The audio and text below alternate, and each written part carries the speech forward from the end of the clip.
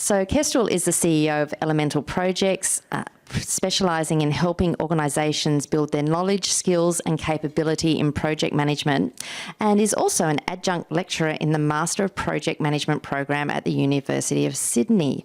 Welcome, Kestrel. Thank you, Lynette. Hello.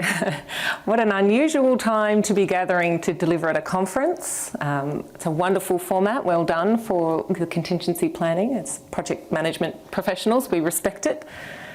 I do want to acknowledge that wherever you are right now, I want to acknowledge the traditional custodians of the lands on which we're all virtually gathering today, and pay my respects to elders past and present, and acknowledge Aboriginal people's continuing connection to land.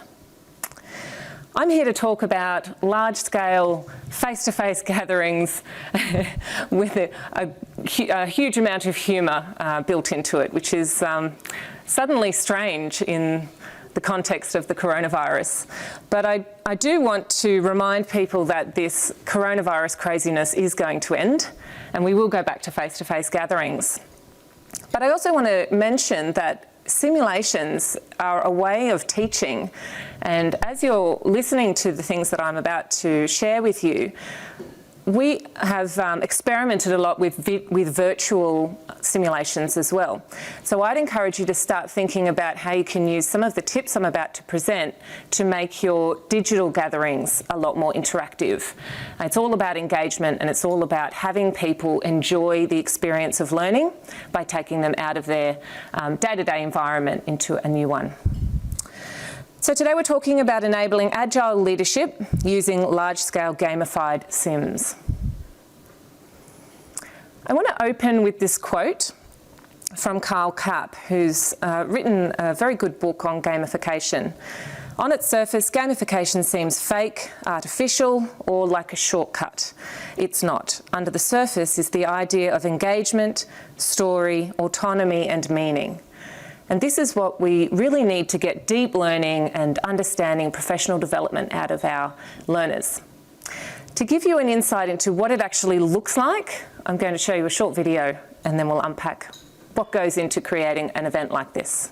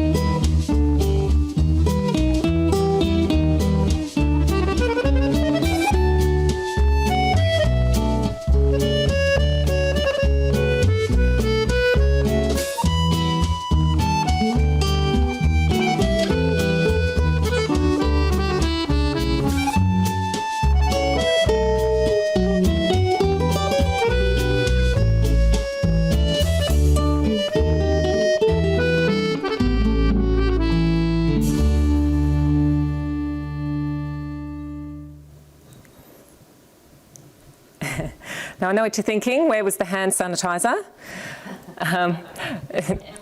But But like I said, we can create this sort of learning environment in a digital space. So we've done a simulation for the University of Sydney, for example, that runs over a 13-week semester, where students are actually logging into a virtual gaming platform, a little bit like a beautiful version of Minecraft.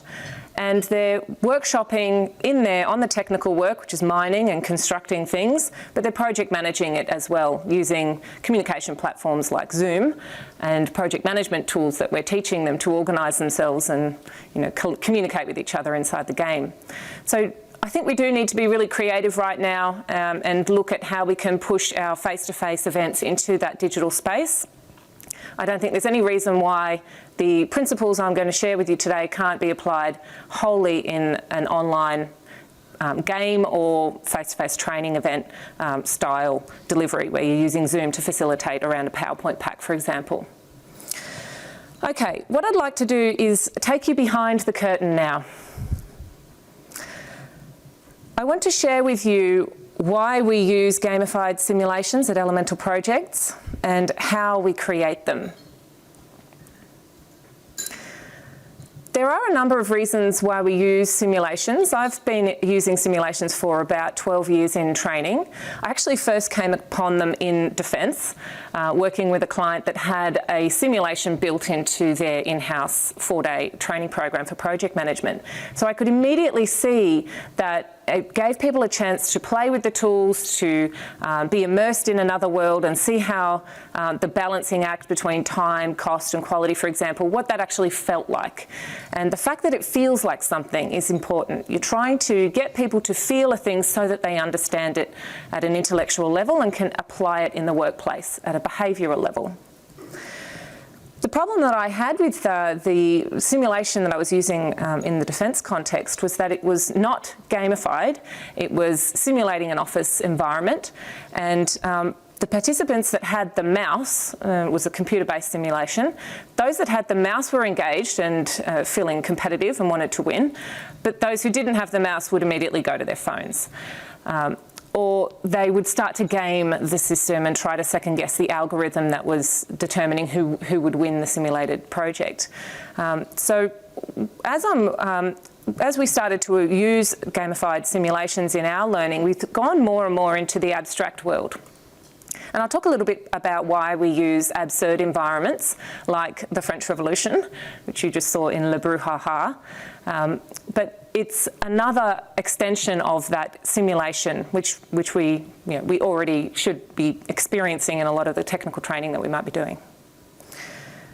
The first point I want to make about using simulations is that they enable you to layer the learning process. Now, if you think about a triage nurse, when you're training a triage nurse, there's no way you would go from a classroom theoretical-based approach and then throw them into an emergency room situation. You traumatise them for starters, but actually there's no way they're going to be able to perform with all of that distraction and all of that stress.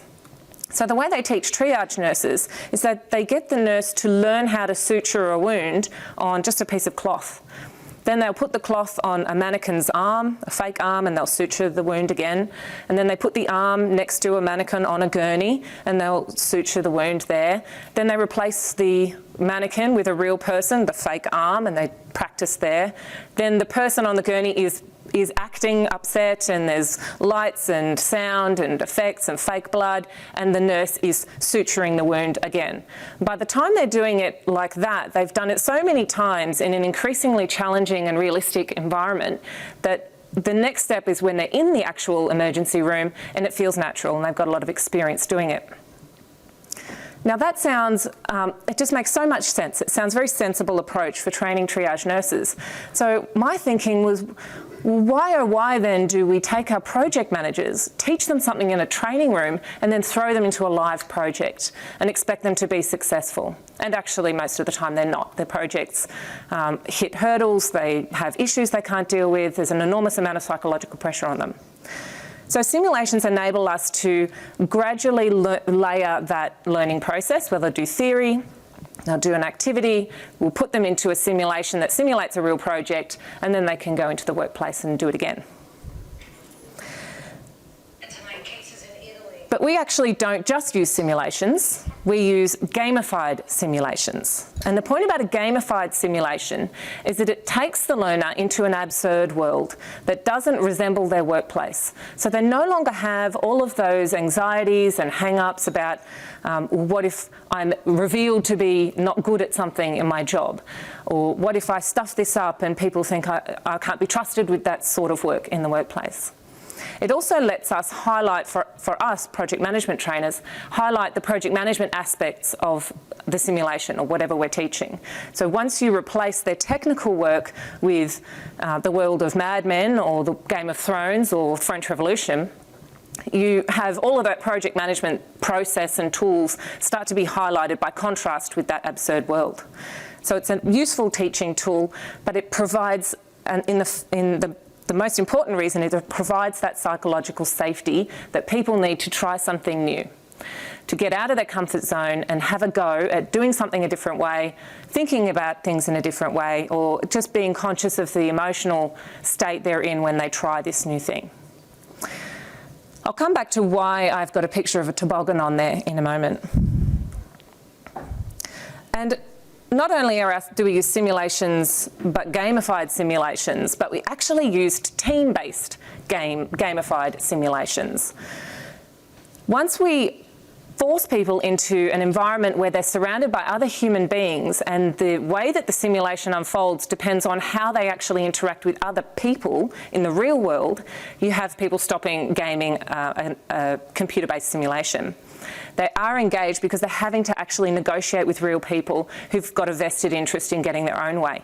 So putting it into a team-based environment where people are in a real room with other human beings or in a digital room with other human beings means that they are learning a whole range of soft skills that are, in my world, absolutely essential for project success. But these skills would be required in any environment. We're talking about communication skills, about problem solving, about leadership and building a high-performance team quickly, about leading that team through disruption and challenge to get back into a performing zone once they've been disrupted by, I don't know, something like coronavirus. Things like conflict resolution, cultural differences. There's a whole range of things that we can build into the simulation or just allow to happen and call them out at the end in the debrief that is extremely valuable from a behavioural development point of view, behavioural competencies. The reason that this works is that research shows that when someone is enjoying themselves when they learn something new, they are much more likely to remember it long term and to apply it in the workplace. There's a couple of reasons for this. Our brains are what we call plastic. They're changing all the time in response to our experiences and our lessons learned and past problems or issues that we've encountered. So because our brains are very changeable, very plastic, every experience we can curate for our learners is actually reshaping the wiring of their brains. So we use this phrase cognitive toboggans to refer to the metaphor used in cognitive neuroscience, where if you think about a behaviour in a workplace, people get into ruts or they get into habits of behaviour. They might encounter a situation and they respond, it's just an instinctive knee-jerk reaction. It's because they've responded that way many times, they probably saw somebody else respond that way and patterned after them, or wherever they got it from. The more times they do it, the more likely they are to continue doing it. And this is what our job is as professional trainers, to get people to move out of a past way of behaving and try something new and become good at working in a different way. The problem is when you simulate their environment, their actual workplace environment, they're more likely to go down that cognitive route. The metaphor is if you've got a snow-capped mountain and someone with a toboggan at the top, the first time that person goes down the mountain, they could take many tracks down. But once they take the same track again and again and again, they develop a rut in the snow, and it's hard for that toboggan to break out of that rut. So this is a metaphor for behaviour and thinking in the workplace. People develop a behavioural rut, and then it's hard for them to do something new. What we do is take the mountain away and give them a brand new mountain. So now we're asking them to try that behaviour, or to reflect on themselves in that way, or to try this new tool in a completely new environment, in the world of French Revolution, for example. So they're more likely to actually try it, and once we've created a new pathway down that mountain, then it's a matter of saying, okay, well, let's take that pathway and overlay it back on top of your workplace environment. How would this work for you in your work context?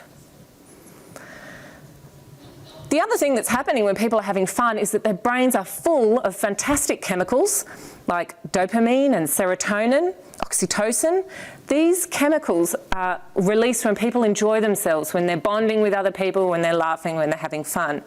And it means that their brains are lit up and all parts of their brains are active. So you have the learning part active at the same time as the memory part, and you end up with these really good neural networks being shaped because all parts of the brain are active and engaged, which facilitates the basis of deep learning. Okay, so I've done a bit of a sell job and given you a bit of an idea of why we use gamified simulations in some of the project management courses that we run. I'm going to share with you now how we actually go about designing these simulations. I'm going to give you 6 instructional design principles that we use. The first is layer the simulation. You need to keep your simulation at the same pace as your teams.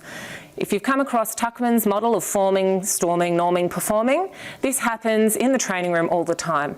You put a new group of people together in a table of 4, they're going to struggle for a little while, then they'll get to know each other and they'll go through the activities really quickly.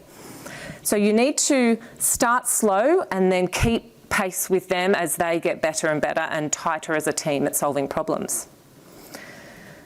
We need to drip feed information. If you overwhelm them with all of the problems and context and rules of your game, you'll probably switch them off and they won't even start getting into the game.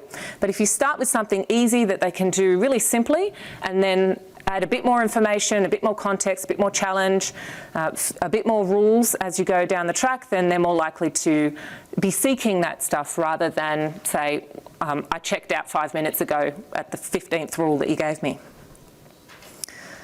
The final part of layering the simulation is to up the ante as you go through. You need to make your challenges much more challenging. The activities that teams have to do as they progress toward the final goal of the simulation, they have to become more complicated, or you have to increase the level of challenge by giving them less time to do it, or challenging them with environmental things like not allowing access to a table that they need, for example. Okay, second tip is to control the anxiety wave. You need to be in tune with the emotional state that your audience is going through. We want to never let our audience get bored, never let them figure out the game and start gaming the algorithm like they would in a computer-based simulation, but rather build in mechanisms that enable us in a room of, say, 100 people, organised into small teams, to accelerate those teams that are struggling and slow down those teams that are powering ahead, so that ultimately everybody is finishing that stage of the simulation at the same time. So we build in mechanisms like bombs, where they have an extra challenge, or boosts, where maybe their project sponsor gives them a package of resources or answers a question for them. Do monitor for signs of stress. We deliberately put them under stress. We want them to bind together because they know that the stakes are high, and if we don't concentrate, we're not going to win. That's really important, making it competitive, particularly in an Australian audience. So keep them in that peak anxiety zone.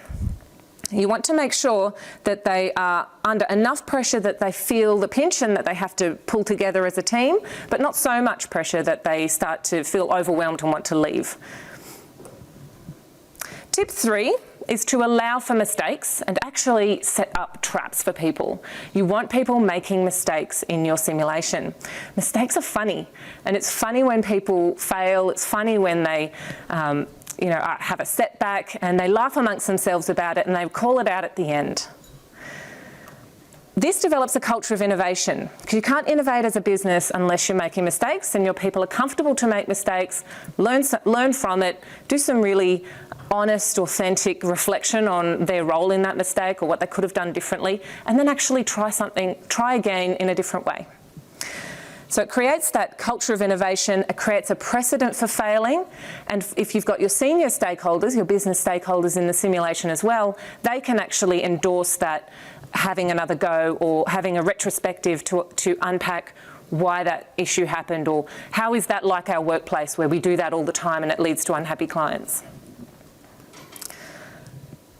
It also is about, learning from mistakes in an environment where people aren't injured by it. There's no damage to the ego when somebody, doesn't get the drone up into the air on time. It's not threatening to their career, it's not threatening to their prestige or the status in the organisation. In fact, in a game, failing is actually the fun bit.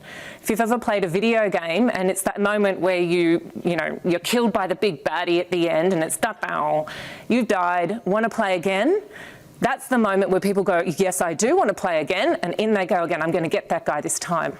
So that's what we're building on when we create traps for people. I don't want to do that again, I'm going to get past that this time. And because it's safe and funny, they're psychologically more able to go there. The fourth role is to make sure, tip is to make sure you're balancing your roles. You want to make sure that everybody's participation is vital to the success of the overall team. So this might mean that some people are enabled to do some things like procure items from the procurement table or talk to the general about their requirements. But make sure that those roles are spread around. So have some roles carved out for people, what you want to have at the end, and even better if those roles are aligned to what they really do in the workplace. But what you want at the end is to have this sense that without everyone on the team, we wouldn't have been able to achieve what we were trying to achieve.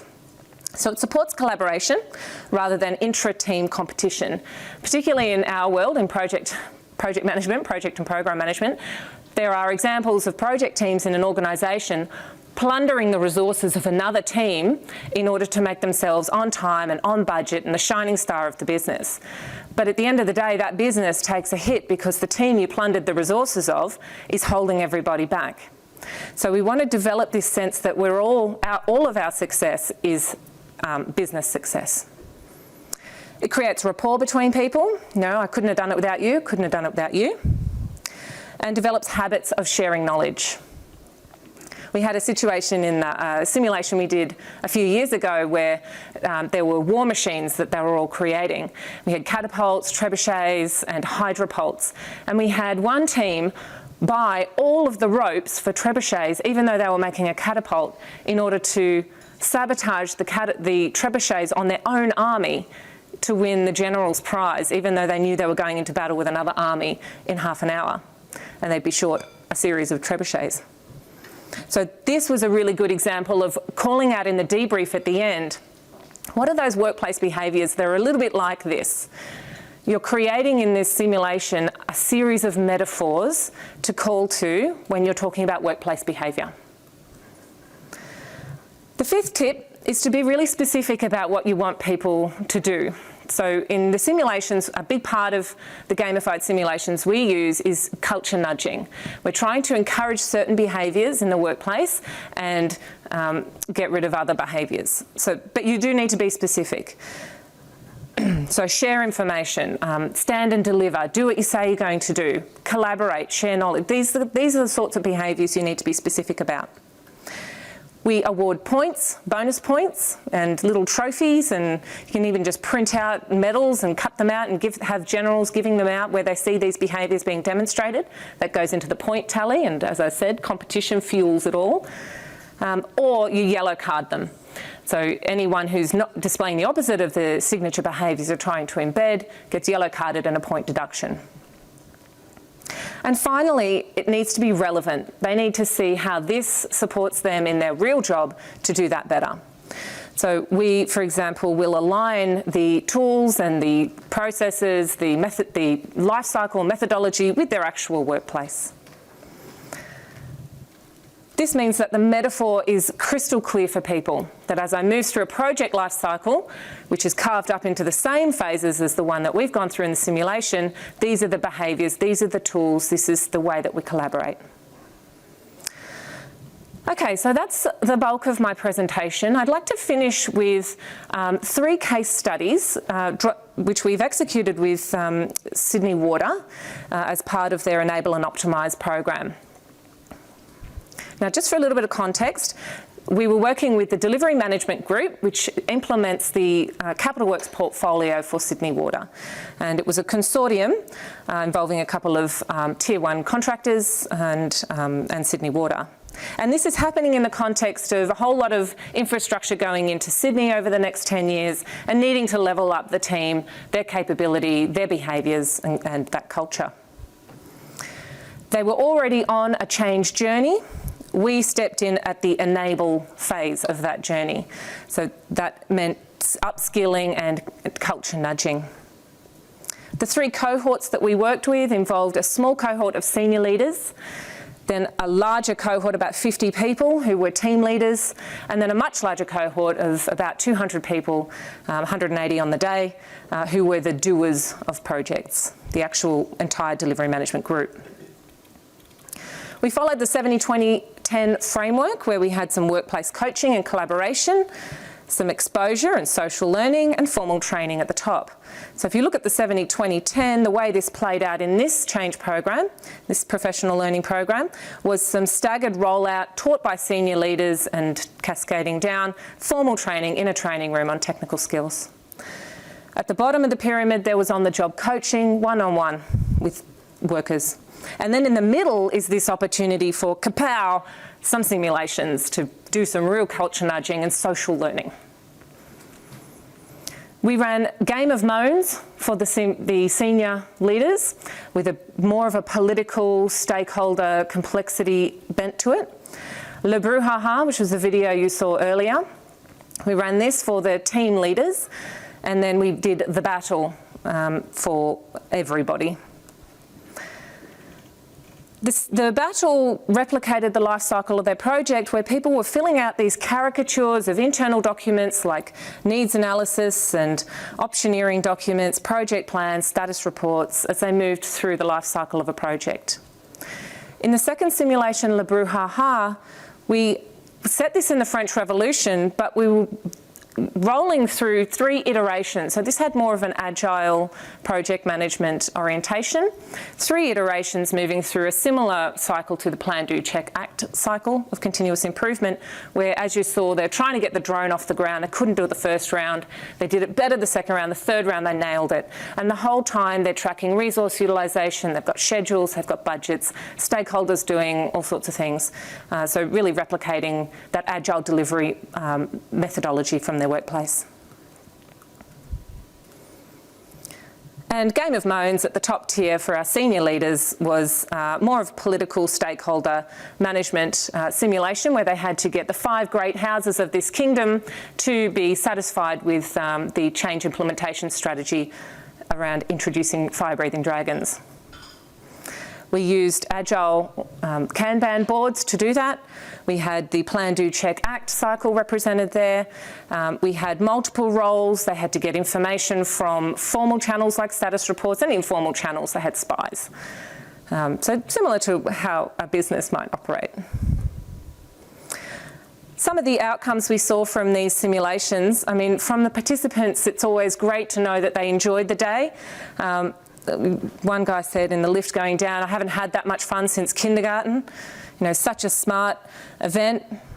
The games provided opportunities for interactive learning and teamwork. So these sorts of things are great to hear on the day, but does it stick? What's the impact on the business? That's what we're really interested in. Some of the metrics that we tracked over the next year or so were quite startling. We had an 11% improvement. When I say we, I'm talking about Sydney Water and the Delivery Management Group. 11% improvement in community metrics. So this might be complaints coming in. So those complaints are dropping.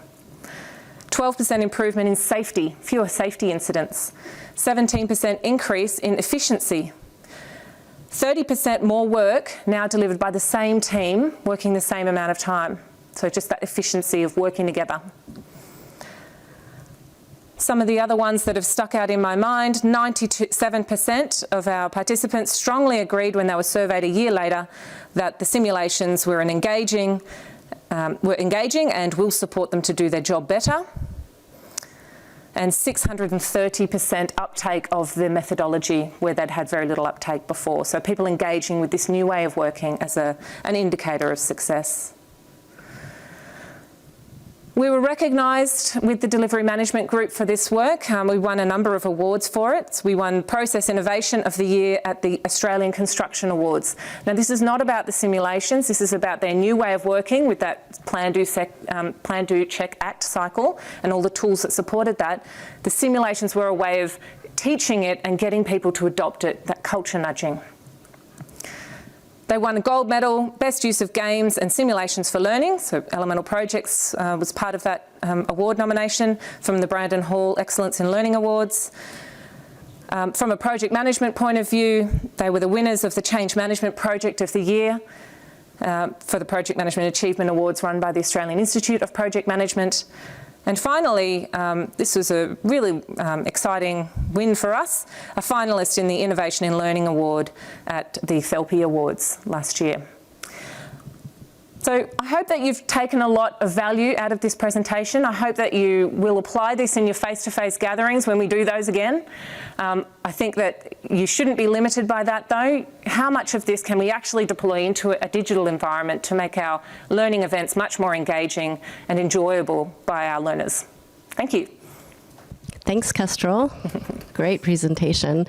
I also, I was a training manager before my life here at AITD, and I always kind of thought, oh, we're not going to play games, there's no use for games, but it's great to see a case study. It's great to know how it's actually being implemented in real life. I think it makes people a bit more open to the idea of using kind of gamification and simulations. So yeah, definitely. Really appreciate that. Well, we had a client that gave us a very long creative leash and had a lot of faith in us, so that helps. But I have heard the clients say to me before, and particularly with government, they say, I get it, I believe it, just make sure it passes the daily tele test. Sure, yeah, definitely. I've got some comments for you, and then we're going to take a couple of questions. Comments regarding, I think, the Le Brouhaha video. Jane says, missing the face-to-face already from that video. Yeah, me too. Another one from Jane that said, appreciate the better understanding of why to use an absurd situation for learning. Hadn't understood that previously. Thanks. And then also, thank you, Kestrel, for your presentation. Tremendous stuff. So I've got a couple of questions for you. Ryan's asking, delivering training through game simulations often means an initial period of the learner needed to familiarize themselves with how to use the game or simulation. How can you mitigate against the additional time drain that this initial period can cause? Yeah. So there's two parts to that, I think. A lot of the games that we use have technical tools and processes involved in them. So for that bit, we might have a section of time at the front of the day. You might do from, say, 9 till noon on the technical piece. You know, how does this tool work? What is resource utilisation? How's it mapped using this tool or an activity Kanban board? So we'll teach that technical training first, and then we dive into the simulation. In terms of the rules, that's where you need to drip feed them out. So you shouldn't have, in your gamification design, try to have as few rules as possible and make it part of the game that they're discovering what those rules are.